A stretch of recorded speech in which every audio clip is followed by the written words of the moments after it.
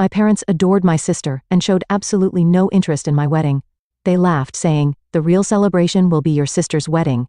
And my sister mocked, "If it were me, I couldn't handle such a cheap venue, lol. They didn't attend my wedding and completely ignored it. But after the ceremony ended, they showed up in a panic.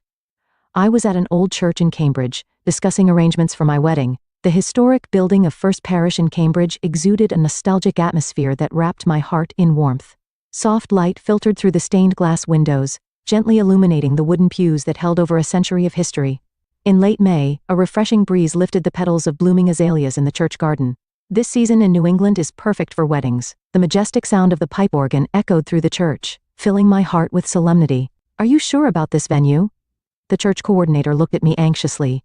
Indeed, our budget was less than half the average wedding cost in this area, but Nathan and I had decided paying off his student loans would take priority over an extravagant wedding. "Yes, this is the perfect place for us," I answered with a smile. The reception at the adjacent Harvest restaurant would provide ample space for about close friends and colleagues. Inside the historic brick building, elegant chandelier light cast soft shadows on white tablecloths. Nathan and I were just beginning our careers as researchers. I worked in a biology lab at Harvard, while he was developing new treatments at MIT. Our combined annual income was $175,000. While not a small amount, we couldn't afford an extravagant wedding considering our student loan payments. But this was our choice. Living honestly with the one I love, that's what I believed would make us happy. That evening, I returned home to find what seemed like a scene from another world.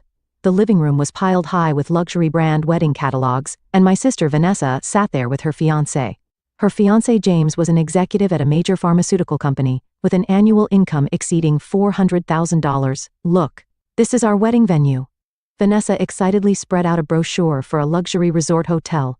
The budget was, which her fiancé's family would cover entirely. They expected over guests, a champagne tower, caviar, a full-course dinner by a top chef. Everything was extravagant. "How lovely," Mother's eyes sparkled as she listened to my sister's wedding plans. Our parents had invested most of their $500,000 retirement fund in my sister's future. However, when the topic of my wedding came up, their expressions changed completely. "You're having your wedding in such a cheap church?" I could never show my face to my friends. Vanessa looked at me with contempt. That gaze held the same sense of superiority she'd had since childhood. "I'll attend Vanessa's wedding, but I won't come to yours." Mother's words pierced my heart like ice needles. Father just nodded silently. Their affection had always been directed toward my sister. Since childhood, Vanessa had been special, beautiful, sociable, living the life our parents had hoped for. Meanwhile, I had chosen the path of a modest researcher. On my way home, fighting back tears, I called Nathan. His warm voice resonated through the receiver. "It's okay, Olivia. We have our own happiness. Even without your family's understanding, we have 50 dear friends who will celebrate with us." Those words gave me strength. True, it might not be flashy, but this wedding would be true to who we are. Though modest, it would be filled with heart. The spring breeze gently swept through Harvard University's campus, visible from the train window with its fresh greenery. Nathan and I would walk our own path, even without our family's understanding, believing that love and honesty would bring true happiness. On the morning of our wedding day, it was a magnificent May day, as if heaven itself was blessing us. The morning sun touched the spire of First Parish in Cambridge, warming the red brick walls that had witnessed over a century of history. In the church garden, fully bloomed azaleas swayed in the spring breeze, their falling petals like nature's own blessing of confetti. From early morning, my best friend Sarah and my lab colleagues had gathered. They carefully arranged flowers one by one on the white tablecloths. Roses, baby's breath, and seasonal flowers created a simple but heartfelt altar. The modest decorations harmonized perfectly with the solemn atmosphere of this historic church. Sarah smiled at me kindly. She had stayed late the night before helping with preparations. While my wedding dress wasn't from a luxury brand, my grandmother's antique lace veil added a special radiance to the simple dress. "Your mother and Vanessa?" Emily asked hesitantly as she helped me dress. "They're not coming," I answered with a smile, trying to keep the pain from showing in my expression. My parents' and sisters' seats would be empty. But that was unavoidable. When the pipe organ's solemn tones began to echo through the church, I took a deep breath. Standing at the entrance to the aisle, about guests watched me with warm smiles. Lab colleagues, college friends, and Nathan's family. Not a huge crowd, but each person's smile filled the space with love. And there was Nathan, waiting at the altar. Tears of joy glistened in his eyes. "My beloved Olivia." Nathan's voice resonated through the quiet church. "Meeting you was the greatest miracle of my life. We may not be wealthy, but let's live honestly. supporting each other, encouraging each other, and sometimes scolding each other, and above all, never forgetting to be grateful. Each of his words reached straight to my heart. Light streaming through the stained glass windows enveloped us gently, like a blessing from heaven. During the ceremony, I noticed the empty family seats. But strangely, I felt no sadness. Instead, gratitude for those who filled this place with warm smiles filled my heart. After the ceremony, the reception began at the adjacent Harvest restaurant. In the historic brick building, soft chandelier light gently illuminated the space. The aroma of New England clam chowder wafted through the air, accompanied by the pleasant conversation of guests. Then came an unexpected visitor. "May I have a moment?" The speaker was Thomas Walker, a prominent figure in the pharmaceutical industry who had shown interest in my research. "Dr. Miller, it was a beautiful ceremony." Thomas approached us with a warm smile and offered his congratulations. This kind of heartfelt ceremony truly represents genuine happiness. Though not extravagant, it's a wedding full of love and sincerity. I was deeply moved. His words brought tears to my eyes. Thomas's expression clouded slightly. "By the way, where are your father, mother, and sister? Are they unwell?" That question created quiet ripples. No one had known that my family had intentionally abstained from attending. But with this question, everything would come to light. The reception continued slowly. The delicate flavor of grilled Atlantic salmon, seasonal vegetable sides, and Boston cream pie for dessert.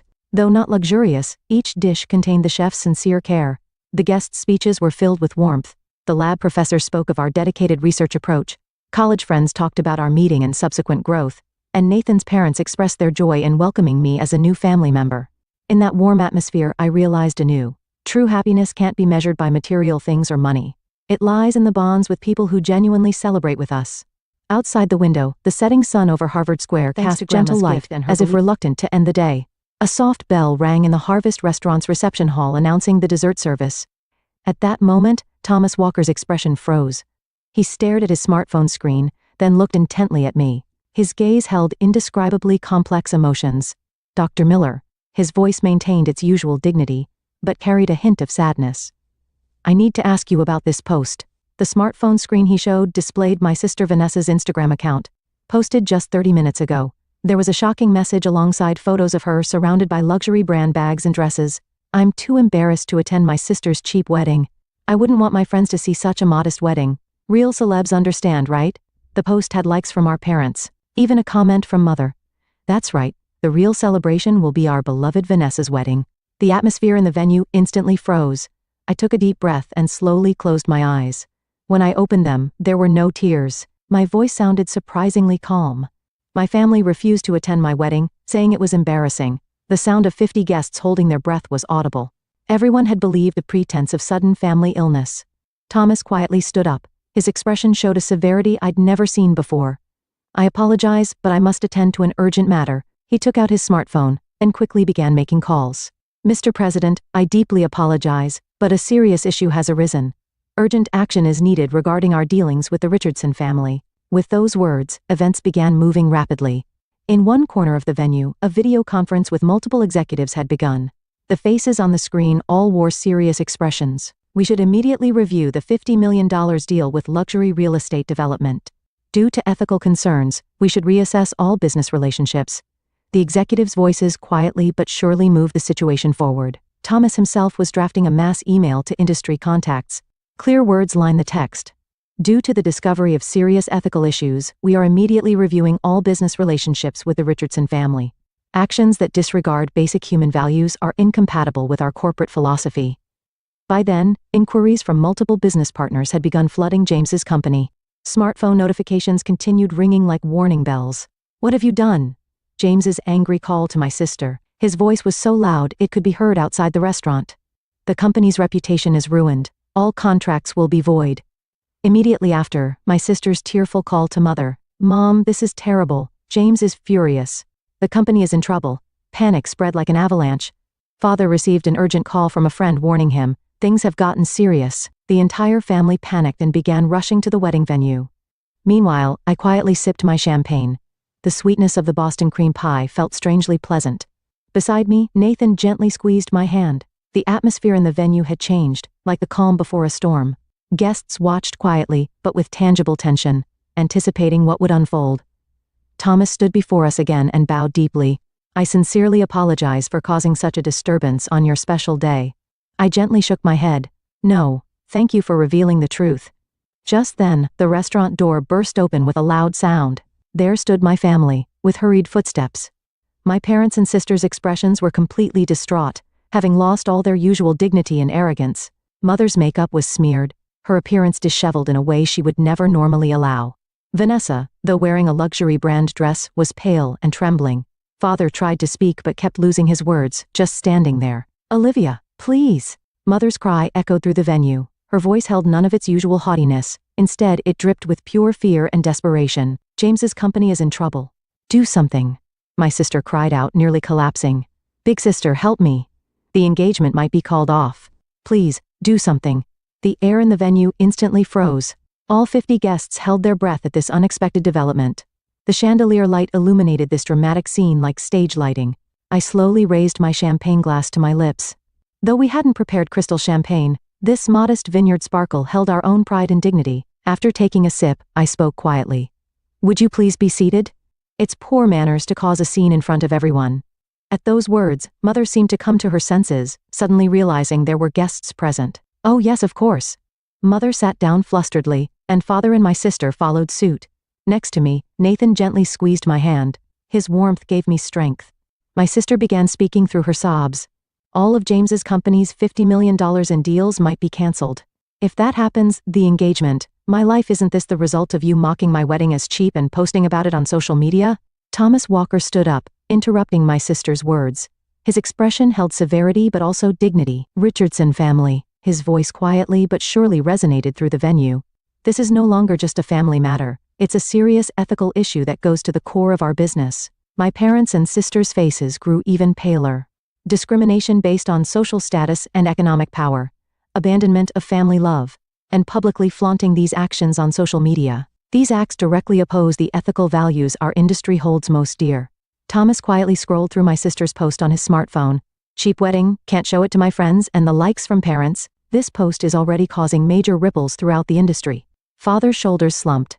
Currently, we're receiving numerous inquiries from business partners, questioning whether we should review our dealings with the Richardson family. But as my sister desperately tried to make excuses, I quietly raised my hand. Vanessa, be quiet. At those words, my sister fell silent. I had never spoken to her in such a strong tone before.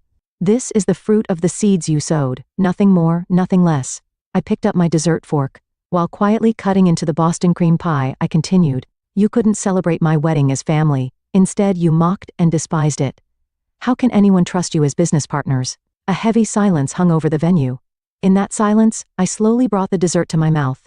The gentle sweetness of the custard cream melted on my tongue. But, big sister, we're family, aren't we? At my sister's anguished cry, I tilted my head gently. Family? How interesting. Just a few hours ago, my wedding was too embarrassing to attend, wasn't it? Oh yes. Your words about how real celebs understand were quite impressive too. I bet you didn't expect that definition of a celeb to be overturned so quickly. At those words, my sister completely broke down. She collapsed, dragging her luxury brand dress on the floor. Actually, there might be a solution. Thomas spoke again. All eyes in the venue focused on him. Resolving ethical issues requires appropriate, sincere response. And that response cannot be just a formal apology. He placed his smartphone on the table and continued. One stone, complete retraction and apology for the social media posts. Then, a detailed explanation of the circumstances, and a written statement of reflection. Ethics training would also be necessary, Father asked in a thin voice. Then the deals would know, that's just the minimum response. Rebuilding trust will require much more time and effort. At these words, the color drained from my entire family's faces. That's when Nathan quietly stood up. Father-in-law, mother-in-law, and Vanessa, his voice maintained its usual gentleness, but carried inner strength. Value isn't necessarily measured by money or outward luxury. It exists in human sincerity, consideration, and love. Nathan placed his hand gently on my shoulder. This a cheap wedding has the heartfelt blessings of 50 precious people, and those blessings are priceless. The gathered guests quietly nodded. At that moment, large tears fell from my parents' and sister's eyes. They were tears of genuine regret, unlike any I'd seen before. The spring in Cambridge embraced the city with the same gentleness as it had years ago. In front of First Parish in Cambridge, azaleas were once again in full bloom, swaying in the wind. Under those petals, a little girl ran around with a smile. "Emma, be careful when you run," I called out with a smile. My 3-year-old daughter danced among the flower petals like a spring fairy. Her eyes held Nathan's gentleness. In these 5 years, our lives had changed dramatically. Nathan's research on new treatments bore fruit, bringing collaboration offers from several pharmaceutical companies. I secured an associate professor position at Harvard University, and above all, the birth of our little one. Emma's presence brought new joy and meaning to our lives. Meanwhile, Vanessa paid a heavy price. Due to the impact of that day's social media post, her engagement to James was called off, and her dream of a lavish wedding at a luxury resort hotel vanished. Most of our parents' retirement fund that they had invested also diminished due to stock market crashes. Vanessa stayed secluded at our parents' home for a while. Then one day, she suddenly decided to move to a small city. There she started working at a small flower shop. She sold all her luxury brand bags and dresses, beginning a modest life. "You know," a customer told me, "the flowers you arrange warm my heart," she wrote in her letter. Perhaps the daily interaction with small flowers' honest beauty, rather than expensive vases filled with luxurious blooms, gradually changed her. Our parents changed significantly too. With their retirement fund reduced, they had to give up their planned retirement dream. But surprisingly, this brought positive changes to them. Rather than a luxurious retirement, spending time with family is more important, Mother whispered while holding Emma. Father nodded silently while gently patting his granddaughter's head. Now, meeting in front of this church for monthly family lunches has become our tradition. Of course, not everything was resolved overnight. Rebuilding trust took considerable time. But through this process, we gradually learned what true family bonds mean. The other day, when Vanessa visited my lab after a long while, she gazed at Harvard Square's fresh greenery through the window and quietly began speaking. "That wedding day taught me something important. True value isn't about money or appearances. It's found in human connections and genuine caring." Her eyes no longer held their former superficiality. Instead, they reflected genuine warmth. Thomas Walker maintained his strict approach as promised. However, watching my family's sincere remorse and efforts, he gradually opened the path to rebuilding trust.